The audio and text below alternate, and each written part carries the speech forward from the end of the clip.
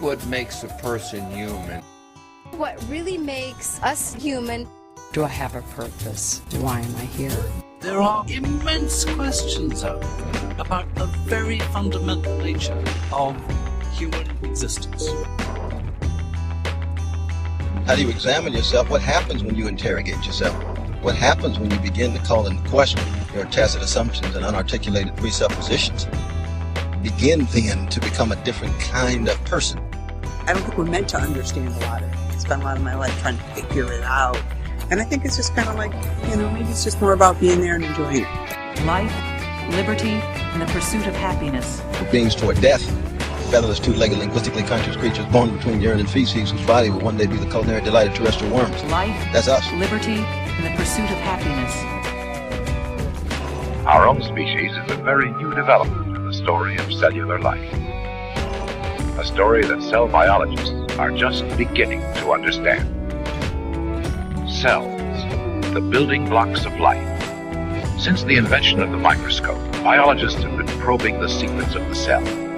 They're an incredibly complex, highly organized, and tightly controlled chemical factory. But to be alive, a collection of macromolecules must be able to acquire and utilize energy. In living organisms, every act involves energy transactions. A brain. In this amazing organ, the individual inherits the wiring diagram for the behavior of its species. This is true for all of life on our planet. So we all share the same mechanism. Me and this plant, we're distant. We share that common root of that we all have DNA. As different as me and that roach that I might not like to be in the same room. We all share that same common root of DNA, and that all of it codes to proteins in this exact same way, that there's this commonality amongst all life. That to me is mind-blowing. I have a dream to hold these truths to be self-evident, that all men are created. I have a dream. When the good ideas happen, where do they happen? Trying to find out what makes me unique.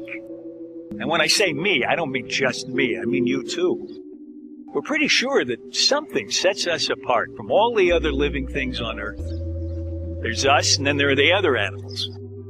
Well, if that's true, what is it that makes us different? So after Charles Darwin proposed that humans are descended from apes or whatever he did, and therefore are also animals, and scientists embraced the ideas of evolution, when did they begin to try to find out what makes us different from all the other animal species? Animals are hypersensitive to detail, to sensory detail.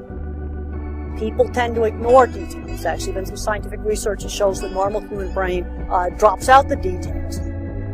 The breakthroughs, and more often than not, happened at the weekly lab meeting, sitting around the conference table, when everyone was presenting their kind of research in a kind of casual environment. Because of that fluidity, that interesting things start to happen. They will imprison us, they will fine us, they will seize our possessions, but they cannot take away our self-respect if we do not give it to them. So let freedom reign from the prodigious hilltops of New Hampshire. Let freedom reign from the mighty mountains of New York.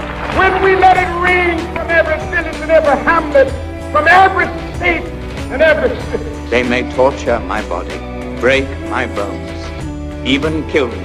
Then they will have my dead body, not my obedience. Any less real. Free at last! Free at last! Thank God Almighty! We are free at last! Any less real. Our spontaneous tendency is to search for a meaning. It must mean something. I don't think any word can explain a man's life.